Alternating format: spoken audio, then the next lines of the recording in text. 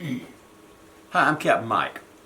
In this video, I'm going to try to answer some questions submitted by some of my viewers about what the difference is in putting a glaze on a piece of bisqueware versus a piece of greenware.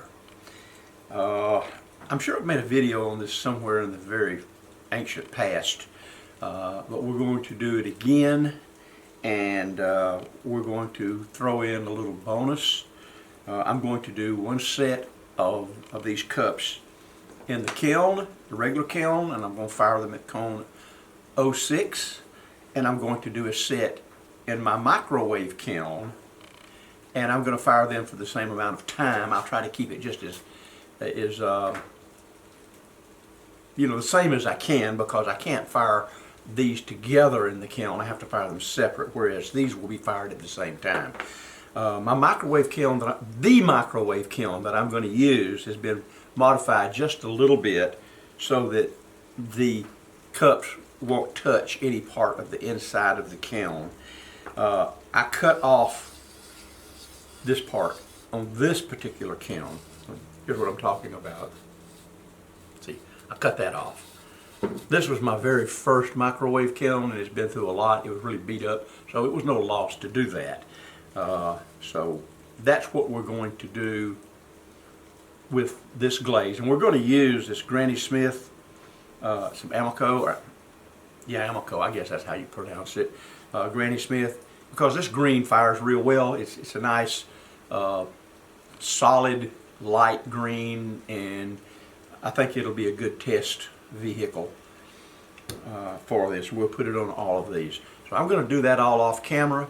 I will come back when I get the glaze on them and show you at least what it looks like on this and on this, and then we will put them in the kiln and fire them and come back and conclude this video with our results.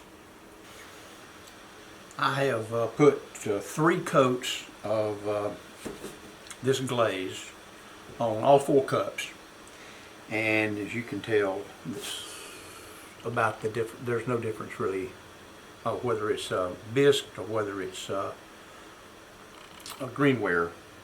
Looks the same right now. I did go ahead and put a couple of coats of white on the inside, just so that if these work out, don't blow up, or they're anywhere near nice, then we're going to use them for something, candles or something, So that's where we stand on that.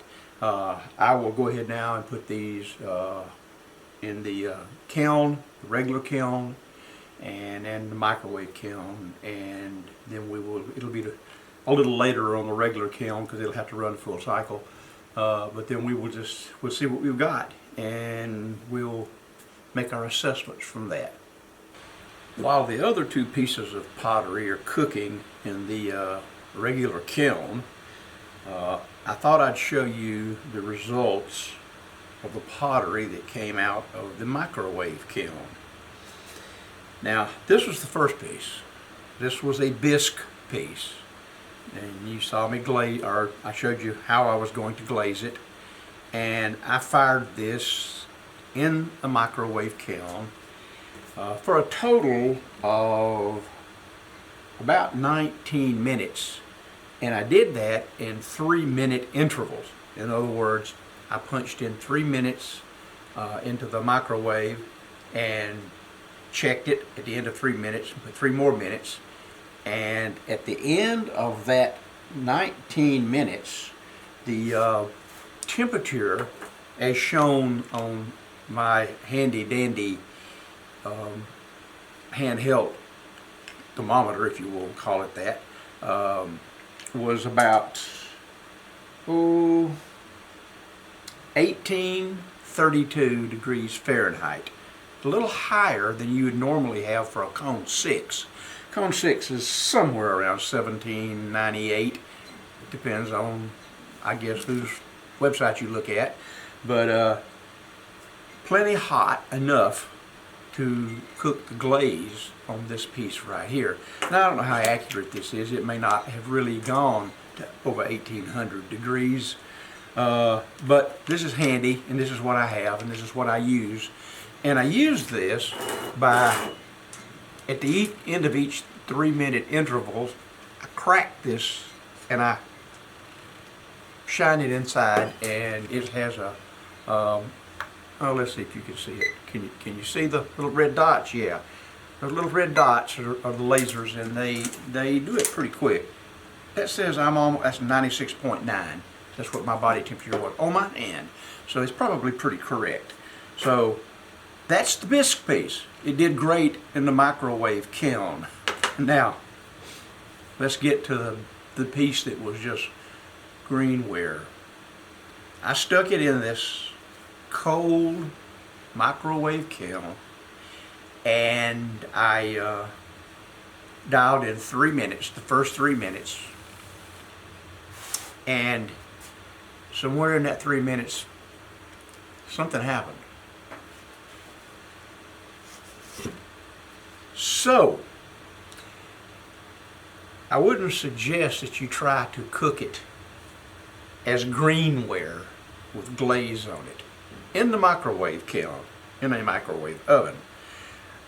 It heats it up way too quick, and this is a problem I've had with lots of things where I tried to make molds and such for glass using ceramics. So this is a no-no, at least this time. I won't try it and try it and try it. This is a one-time effort, and it tells me everything I need to know. So yes, you can glaze in the microwave, and I already knew that.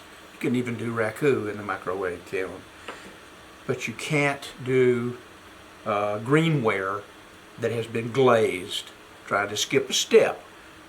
Now, the other test won't be out of the kiln for probably another couple of hours, and then it's got to cool.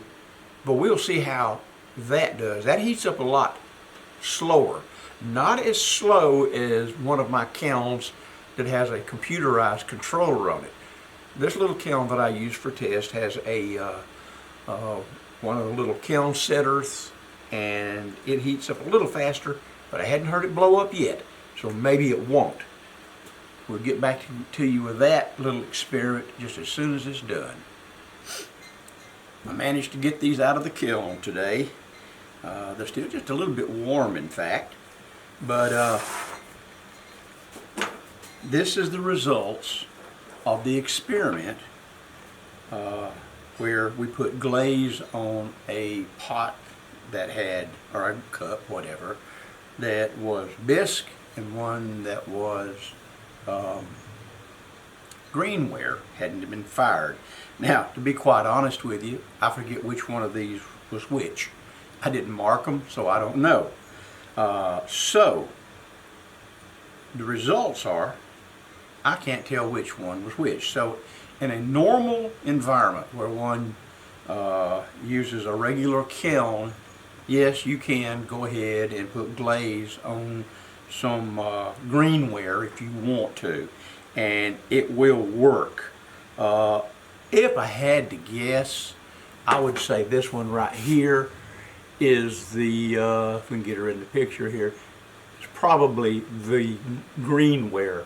And I say that because as I look at the glaze on this thing, it's full of tiny little pock marks where possibly moisture has come out of the greenware. And even though this greenware was very dry, still we have a high humidity here in Georgia, and I'm sure that there was some moisture encapsulated inside the greenware.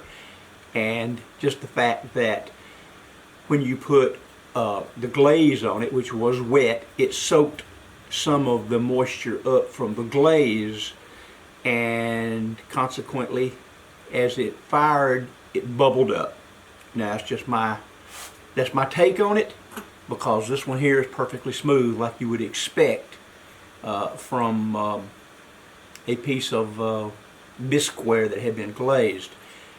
Possibly you could fire this one over again and get rid of all them little pock marks. But that's all that only difference I can find. I will tell you this, that when you are dealing with this greenware that's unfired clay, has not been fired to bisque, you have to be real careful, because as you add glaze to it, as I mentioned a while ago, it soaks up some of the moisture in the glaze, and it becomes very, very fragile. It's fragile to start with, but the more you fool with it, inside here and all around, the more fragile it becomes, and it can very easily just disintegrate in your hands, just break. So be aware of that while you're playing with your greenware and trying this little experiment. But yeah, that it will work if you wanted to do it.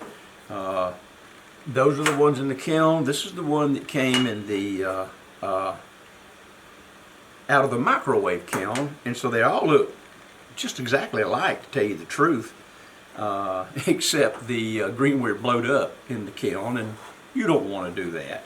So that's it. That is my video on glazing bisqueware and greenware, and will it work? So yes, it will work. Just kind of experiment before you try using the glaze on greenware.